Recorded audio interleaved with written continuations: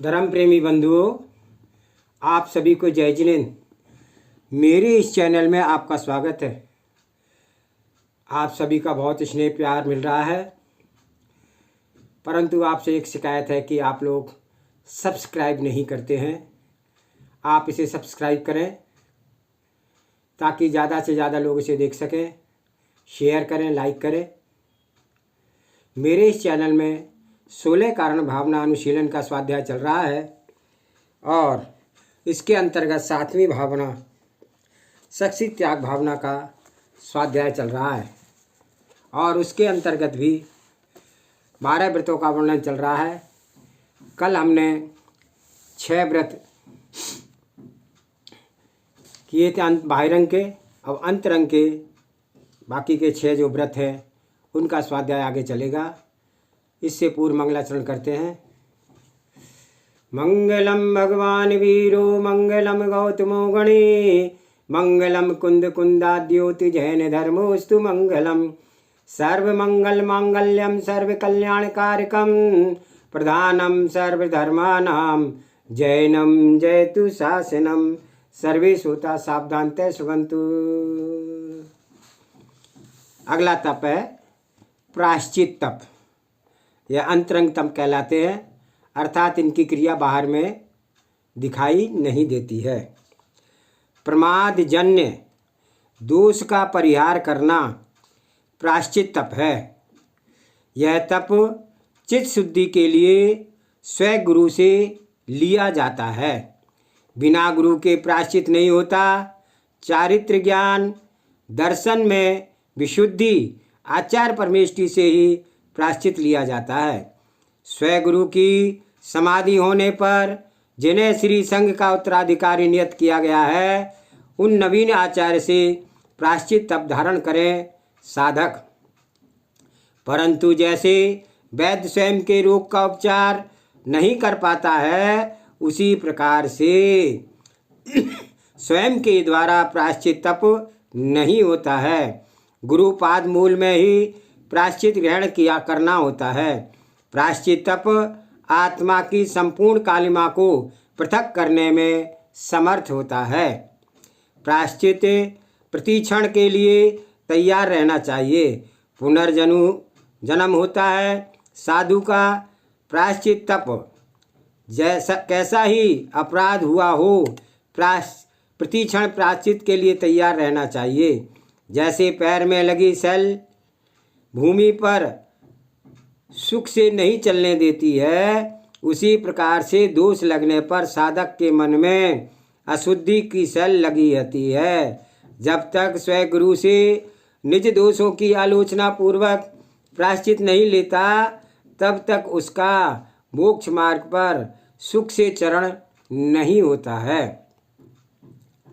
समीचीन रूप में आत्मानंद के साथ वे ही जीव रत्नत्रय मार्ग पर अकुशलता रहित चल पाते हैं, जो आत्म अवलोचन कर स्वभावों की विशुद्धि बना लेते हैं। समीचीन रूप में आत्मानंद के साथ वे ही जीव रत्नत्रय के मार्ग पर आकुलता रहित चल पाते हैं, जो आलोचनात्मक अपनी आत्मा की आलोचना करके स्वभाव की शुद्धि बना लेते हैं। साधक की संपूर्ण साधना पारदर्शी होती है, स्वपर कल्याणी होती है। साधक तो स्वहित हेतु रत्नत्रय मार्ग पर चलता है सूर्यवत, परंतु उसकी पवित्र साधना की किरणें अन्य प्राणियों के दर्शन ज्ञान चरित्र की शुद्धि में हेतु सहज ही बन जाती हैं। इसलिए साधुजनों को अपनी स्वपर कल्याण साधना जागृत भाव से निर्दोष करनी चाहिए। कदाचित कोई अतिचार भी हो जाता है तो उसे प्रतिक्रमण प्रायश्चित कर शुद्ध कर लेनी चाहिए। साधक की साधना ही तो प्रभावना है। कृत दोषों को छिपाने से आत्मशुद्धि नहीं बनती है। दोष नहीं करना ही श्रेष्ठकर है। कदाचित प्रमादवश भूलवश कसाय वश होकर के दोष लग भी जाए तो प्रायश्चित के परिणाम बना करके चलो, न कि अंदर रख करके चित्त को दूषित करो। भावों की दशा तो क्षण क्षण परिवर्तनशील है। उन परिवर्तनों के मध्य ही स्थिरता लाकर आत्मशुद्धि बनाकर स्वयं में निर्दोषता की साधना की भावना पल पल बनाकर चलना सीखो।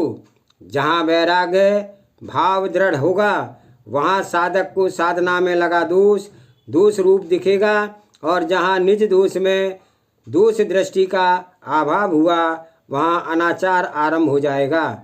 साधना के मार्ग में साधक च्युत हो जाएगा और असंयम में अनुरक्त होकर के वहाँ अनाचार आरंभ हो जाएगा। साधना के मार्ग में साधक च्युत हो जाएगा और असंयम में अनुरक्त होकर के उन्मत्तता को प्राप्त हो जाएगा। फिर उसके अंतःकरण में प्रायश्चित का परिणाम नहीं होंगे। बिना प्रायश्चित के मरण करके कुगति को प्राप्त हो जाएगा। इसलिए तत्व विचारक साधक का कर्तव्य है कि प्रथम समय में लगे दोष का ही प्रायश्चित स्वीकार कर ले। दोषों का पर्वत ना बन पाए, गुरु से दोष कहने की शक्ति को जीवित रखो। गुरु से दोष मत छुपाओ। एक बार भी व्यक्ति ने लज्जा व कसाय के वश होकर के दोषों को छुपा लिया, वहाँ से महादोष करने का व्यसन लग जाएगा। फिर कभी भी निर्दोषता की प्राप्ति का उपाय गुरु के पाद मूल में निज आलोचना, प्रतिक्रमण, प्रायश्चित और प्रत्याख्यान नहीं कर पाएगा। क्या दोष छुपाने से निज के भीतर निर्दोषता का वेदन कर पाएगा? क्या स्वयं के पापों का आच्छादन स्वयं के अंदर कभी स्वप्न में भी विशुद्धि का कारण बन पाएगा? अन्य के प्रकट दोषों पर अपनी कितनी बातें कह लेते हैं। जगत के अप्रकट जो दोष स्वयं के अंदर हैं उन पर क्या कभी बात कर पाएंगे? यदि नहीं कर पाएंगे तो क्या मायाचारी से स्वर्ग और मोक्ष में जा पाएंगे? आप जो साधक व श्रावक स्वयं के कृतकारित अनुमोदना पापों को गुरु से छिपा करके बिना प्रायश्चित के जीवन जी रहा है, वह स्व आत्मा का वंचक स्वयं को ही छल रहा है। मृदुमती मुनि जैसे तिर्यंच गति का पात्र बनकर पूर्ण तैयारी कर रहा है। स्व आत्मा पर किंचित मात्र भी करुणा भाव हो तो स्व दोषों की निंदा, ग्रह, आलोचना करके प्रायश्चित लेकर के आत्मशुद्धि करें। इसी में कल्याण है और यही परम हितकारी विवेक है। इस बात को भूल जाओ कि गुरु क्या सोचेंगे मेरे बारे में, मेरा सम्मान गुरु की दृष्टि में कम हो जाएगा, यह विचार हितभूत नहीं है। अरे भाई, सच्चा गुरु तो अपने और प्रसन्न होगा कि मेरे शिष्य से दोष अवश्य हुआ है परंतु महादोष तो नहीं किया। महादोष से तात्पर्य है दोष छुपाना, मायाचारी करना, यह महादोष है। स्व आलोचना के भाव आत्महिताकांक्षी के अंदर ही होता है। दीर्घ संसारी प्राणी के अंदर निजात्म विशुद्धि के भाव ही उत्पन्न नहीं होते हैं। मित्र, विश्व का इतना बड़ा दोष हो जाएगा, उसे गुरु चरणों में आलोचना किए बिना प्राणों का त्याग नहीं कर देना। अनालोचक की समाधि नहीं होती, समाधि तो निज दोषों के आलोचक की ही होगी। जीवन की अंतिम बेला भी क्यों ना आ जाए, उस समय उत्तमार्थ प्रतिक्रमण के काल में अपने निर्यापकाचार्य जी से एकांत में सर्वदोष का प्रतिक्रमण और प्रायश्चित कर ही लेना। परंतु पुनः एक बात का ध्यान रखना कि अंतिम श्वास निकलने के काल में शरीर, मन, वचन, बुद्धि इतना काम कर पाए या ना कर पाए कि आप अपने द्वारा कृत पापों की आलोचना कर सकें। इसलिए जागृत विवेक बुद्धि शारीरिक बल के रहते हुए ही आलोचना संकोच छोड़ करके कर लेना चाहिए। अंतिम श्वास निर्दोष भाव से पूर्ण हो। आत्मनिंदा लोक निंदा से रहित श्रेष्ठ मरण समाधि मरण हो। किसी भी प्रकार से विकल्पों से परिग्रह को लेकर के ना जाएं, पुनः निसंग होकर के मृत्यु का वर्ण करें। ऐसा साधक तद्भव अथवा निकट भव सिद्ध होता है। अल्प संसारी जीव के ही यह परम निर्मल विशुद्ध भाव बन पाते हैं। दीर्घ संसारी के तो गुरु दर्शन के भाव भी नहीं होते हैं। आलोचना, प्रतिक्रमण, प्रत्याख्यान, प्रायश्चित के क्या परिणाम होंगे? जो साधक पुरुष उस साधना के काल में ही गुरु विद्रोही हो अथवा गुरु निंदा में जीते हों, प्रतिकूल प्रवृत्ति करते हैं, समल चारित्रवान, अधिक हास्य वाचालता के ग्रस्त हो, प्रायश्चित का परिणाम ही जिनके समाप्त हो चुके हैं, तो समझें नियत ही वह कुमरण को प्राप्त होंगे। आत्मसिद्धि समाधि के उद्देश्य से मोक्ष मार्ग पर कोई साधक चल रहा है तो उसे व्यवहार की संपूर्ण प्रवृत्ति आगमानुकूल करनी होगी और परमार्थ साधना का सतत अभ्यास व लक्षण रखना ही होगा। व्यवहार चारित्र में किंचित मात्र भी दोष लगता है तो उसकी शुद्धि स्वयं गुरु के प्रायश्चित लेकर के शीघ्र ही स्वयं शुद्धि कर लेनी चाहिए। एक रात्रि प्रमाण काल भी प्रायश्चित में विलंब नहीं करना चाहिए। समय को का कोई भरोसा नहीं, आयु कर्म कब विलीन हो जाए। सदोषता से युक्त मृत्यु में समाधि मरण नहीं होता। इसलिए निर्मल भावों से युक्त पंच परमेष्टि की विनय गुरु आज्ञा जिन आज्ञा का पालन करते हुए प्रायश्चित धारण करना चाहिए।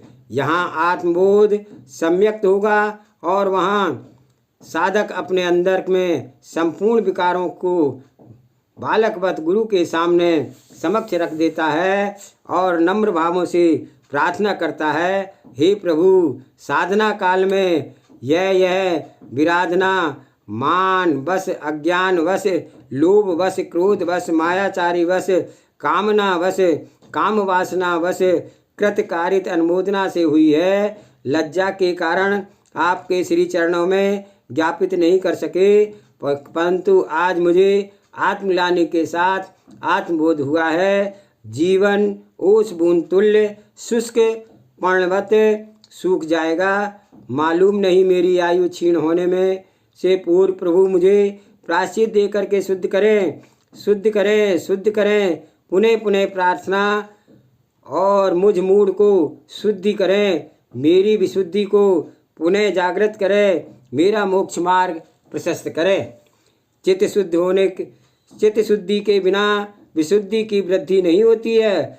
चित्त की शुद्धि का उपाय आगम में एकमात्र प्रायश्चित ही कहा है। तो साधक का कर्तव्य है कि सरल भाव से गुरु के पाद मूल में प्रायश्चित की याचना कर अवसर पाकर के करते रहना चाहिए। गुरु भगवंत जब समझ लेते हैं कि साधक यथार्थ में मुमुक्षु है, आत्मशुद्धि के प्रति प्रीति भाव है, माया भाव तथा मात्र प्रदर्शन नहीं है, सम्यक कल्याण दृष्टि से ओतप्रोत है, ऐसा समझ करके दोष एकांत में सुनने का है या सबके सामने ऐसा दोष को निर्णय करके आचार्य परमेष्टि साधक की आलोचना ध्यानपूर्वक सुनते हैं। कितना उपकार भाव गुरु के अंदर होता है। अहो, शिष्य के अंदर हीन भावना जागृत ना हो जाए, क्या सुनाऊं, ये तो सुनते ही नहीं है। गुरु स्वयं पर उपकारी अपने बहुमूल्य समय को निकाल करके शिष्यों के दोषों को जागृत से एकाग्रता से सुनते हैं। गुप्त दोषों की आलोचना गुप्त रूप से सुनते हैं, सामान्य दोषों की आलोचना सामान्य रूप से सुनते हैं। यदि साधक ने लोक के मध्य में दोष किया है, जन सामान्य को मालूम चल गया है, तो अमुक साधक ने अमुक दोष किया है तो आचार्य भगवान धर्म श्री संघ एवं शिष्य की रक्षा हेतु लोक विश्वास के निमित्त सर्व सामान्य के मध्य ही प्रायश्चित प्रदान करेंगे। यदि स्व सामान्य जनों के मध्य तत् साधक को प्रायश्चित नहीं दिया गया तो लोक अपवाद हो जाएगा। यह आचार्य कैसे हैं? इनके गण के में दोषी साधु है, फिर भी आचार्य कुछ नहीं कहते हैं। क्या दोषी साधु से भयभीत हैं या फिर स्वयं तद दोष से दूषित है, इसलिए दोषी अपराधी साधु को आश्रय दिए हैं? ऐसा संग में अन्य कोई नवीन कुशल साधक दीक्षा नहीं लेगा। संपूर्ण लोग उस गण के उपहास करेगा। दोषी साधु के साथ गुरु भी दोषी मंडित हो जाएंगे। साथ ही सामूहिक प्रायश्चित देने से अन्य साधक भी समझ जाएंगे तद दोषी साधु जैसे कोई दोष नहीं करेगा। यदि ऐसा दोष किया तो आचार्य भगवंत मुझे भी ऐसा ही प्रायश्चित देंगे। इससे श्री संघ तीर्थंकर देव के शासन में अनुशासित रहेगा और स्वपरहित के साधना में सहायक बनेगा। अनुशासन साधु जीवन का एक अभिन्न अंग है। बिना अनुशासन के आत्म प्रभावना लोक प्रभावना दोनों का ही लक्ष्य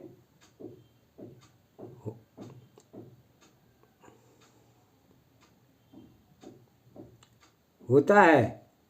वे ही यदि यति संग सामान्य सर्वमान्य लोक पूज्यता को प्राप्त होते हैं जो अनुशासन से जागृत रहते हैं।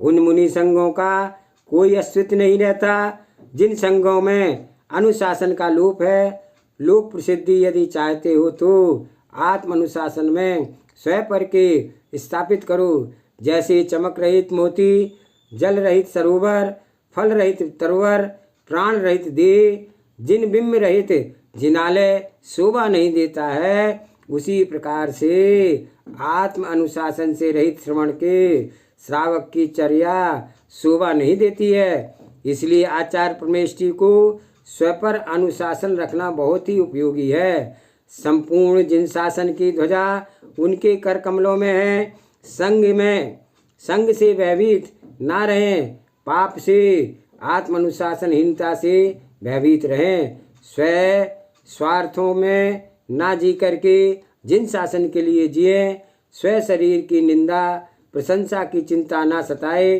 श्री जिन नमोस्तु शासन की रक्षा का प्रबल चिंतन का पक्ष हृदय पटल पर अंकित कर जिए। सामूहिक प्रायश्चित देने से अन्य साधक भी समझ जाएंगे तद दोषी साधु जैसा कोई अन्य भी दोष नहीं करेंगे। यदि ऐसा दोष किया तो आचार्य भगवंत मुझे ऐसा ही प्रायश्चित देंगे। इससे श्री संघ तीर्थंकर देव के शासन में अनुशासित रहेगा और स्वपर सिंह साधना में साधन बनेगा। अनुशासन साधु जीवन का एक अभिन्न अंग है और बिना अनुशासन के आत्म प्रभावना लोक प्रभावना दोनों का ही लक्ष्य होता है। वे ही यति संग सर्वमान्य लोक पूज्य को प्राप्त हो पाएंगे जो अनुशासन में जागृत रहते हैं। उन मुनि संघों का अस्तित्व नहीं रहता जिन संघों में अनुशासन का लोप है। व्यवहार से लोक में आत्मसिद्धि चाहते हैं तो आत्म अनुशासन में स्वपर को स्थापित करो। चमक रहित मोती, जल रहित सरोवर, फल रहित तरुवर, प्राण रहित देह, जिनबिंब रहित जिनालय शोभा नहीं देता, उसी प्रकार से आत्म अनुशासन रहित श्रवण भी श्रावक की चर्या शोभा नहीं देती है। आचार्य परमेष्ठी को स्व तथा पर अनुशासन रखना बहुत ही उपयोगी है। संपूर्ण जिन शासन की ध्वजा उनके करकमलों में है, संग उनसे भयभीत ना रहे, पापों का आत्म अनुशासनहीनता से भयभीत रहे, स्व स्वार्थों में न जी करके जिन शासन के लिए जिए, स्व शरीर की निंदा प्रशंसा की चिंता ना सताए, श्री जिन शासन की रक्षा का प्रबल चिंतन का पक्ष हृदय पटल पर अंकित करके जिए। आत्म अनुशासन ही सच्चा शासक होता है। आत्म अनुशासन अनुशासित को महान बना देता है। जैसे अग्नि स्वर्ण पाषाण को कुंदन बना देती है, उसी प्रकार से अनुशासन की उष्णता सामान्य प्राणी को भी महान बना देती है। गुरु अनुशासन में जीने वाले शिष्य पर कोई प्रश्न चिन्ह नहीं लगा सकता। जीवन का महान गुण अनुशासन है। अनुशासन से अनुशासित जीवन शैली भिन्न है। अनुशासन प्रियता में अनेक बार कष्ट सहन करना पड़ सकते हैं, परंतु आत्मरक्षा के लिए अनुशासन ही सहायक होगा। अनुशासनहीनता पुरुष स्वल्प काल में के लिए स्वसंतुष्टि को सुख स्वीकार करता है स्वच्छंदता में, परंतु समय बीतते होते हुए अनुशासनहीनता का व्यसन वर्धमान हो जाता है। लोक भी उस व्यक्ति के अनुशासनहीनता की परिचय हो चुका होता है। सज्जन लोगों को अनुशासनहीन से स्व आत्मा की रक्षा हेतु दूरी बना लेते हैं, तब अनुशासनहीन देखता है कि लोक में सज्जनों में से मैं बहुत दूर हो चुका हूँ। सम्मान तो दूर लोग मेरा नाम लेना पसंद नहीं करते हैं। अहो, अनुशासन का लोप किया, उसका फल प्रकट हो गया है। अनुशासनहीनता उभय लोक में कष्टप्रदायक है। वर्तमान में अपमान, भविष्य में स्वच्छंदता से दुर्गति। चाहे ग्रस्त हो या साधु, दोनों के लिए अनुशासन अमृत रसायन है तथा अनुशासनहीनता विष का प्याला है। उभय लोक में आत्मोन्नति अनुशासित प्राणी ही कर पाते हैं। इसलिए तीर्थंकर भगवंतों एवं आचार्य भगवंतों ने संघ की उन्नति, विकास और उद्धार के लिए अनुशासन का पाठ पढ़ाया है। बिना अनुशासन का बोध प्राप्त किए न स्वयं का विकास होता है और न ही संघ की रक्षा। धर्म रक्षा, अनुशासन रक्षा। जो श्रमणियाँ अनुशासन प्रिय नहीं है, वे धर्म प्रिय नहीं है। दीर्घ धर्म परंपरा को आगे मात्र वे ही चला पाएंगे जो त्यागी गण जिन शासन के अनुशासन का पालन कर पाएंगे। आगम अनुशासन से पृथक पंथ स्थापना करने वाले मृदुलाचार से प्रभावित साधु वृंद वीर शासन, नमोस्तु शासन के पुष्कल निष्कलंक नहीं किया जा सकता, नहीं ले जा पाएंगे। ज्ञान गुण विभूषित चर्या से संपन्न निसंग निष्प्रह निष्कंटक साधकों के द्वारा जिन शासन पंचम काल के अंतिम समय तक चलेगा। अनुशासित साधकों के लिए आचार्य परमेष्ठी के पास अनुशासन के लिए आलंबन एकमात्र प्रायश्चित शास्त्र से में वर्णित प्रायश्चित तप है। आत्मशुद्धि जिन शासन की निर्दोषता हेतु प्रायश्चित तप आचार्यगण सिद्धों के लिए, शिष्यों के लिए प्रदान करते हैं। परगण की अनुमति के बिना परगण के साधकों को आचार्यगण विशेष प्रायश्चित नहीं देते हैं। यह भी एक अनुशासन का माध्यम ही है। आचार्य परमेष्ठी के द्वारा यह श्रमण परंपरा के लिए महान उपकार है। सामान्य साधु वर्ग जैसे श्रमणों का अन्यथा प्रतिरूप परिगमन नहीं होता है, इसलिए आचारंग सुरक्षित है, जिससे कि साधु स्वच्छंदी ना हो जाएं। प्रायश्चित तप प्रत्येक क्षेत्रफल भाव का लक्ष्य में रख करके दिया जाता है। साथ ही साधक के बलवीर का भी ध्यान रख करके विचार पूर्वक प्रायश्चित प्रदान किया जाता है। अविचार पूर्वक प्रायश्चित नहीं दिया जाता।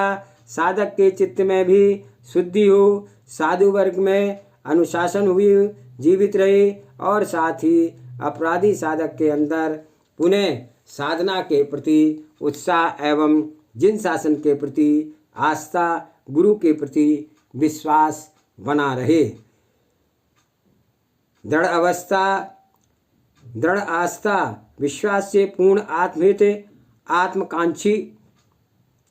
आकांक्षी स्व अपराध की आलोचना गुरु के गुणों से मंडित गुरु चरणों में विनम्रता पूर्वक निवेदित करता है। धन्य है वह सच्चा शिष्य जिसके लोचनों में आत्महित, आत्मग्लानि और आत्मशुद्धि का भाव टपकता है। प्रतिपल स्वचारित्र शुद्धि के लक्ष्य है। ऐसे भाव भव्यवर मुमुक्षु के अंदर ही होते हैं। ऐसा भव्य जीव के द्वारा ही जिन शासन जयवंत रहता है, वे भव्य ही आत्महित पाकर के छलिया कायर कभी भी आत्महित नहीं कर पाते हैं। वह भोले भव्यों को छलते रहते हैं, फलतः एक क्षण भी आत्मशुद्धि को प्राप्त नहीं होते हैं। प्रति क्षण संक्लेशता में जीते हैं। मात्र लोक पूजा प्रतिष्ठा के इच्छुक स्वदेशों का व्याख्यान श्रेष्ठ श्री गुणों के सन्मुख मायाचारी रहित निवेदित नहीं करते हैं। मात्र किसी कारण से मेरे गुरु दोष जान लेंगे तो फिर मेरे प्रति उदास ना हो जाएं, मेरी प्रशंसा नहीं करेंगे। मोही जीव वर्तमान प्रशंसा के पीछे जगत प्रशंसनीय चरित्र में दोष लगा करके दुर्गति का पात्र बन जाता है। अहो भोले प्राणियों, मान को छोड़ करके मार्दव को धारण करो। प्रायश्चित तप करके आत्मधर्म को स्थापित करो। आज का स्वाध्याय यही समाप्त करते हैं। जावानी के ज्ञान से सूझे लोकालोक, सो वाणी मस्तक नमो सदा दे थूदो। हे दिलवाणी भारती तोय जपो दिन रैन, जो तेरी शरण आगे सो पावे सुख चैन। देव भजो अरिहंत को गुरु सेवा निर्गन, दया धर्म पालो सदा यही मोक्ष का पंथ। 9 बार नमोकार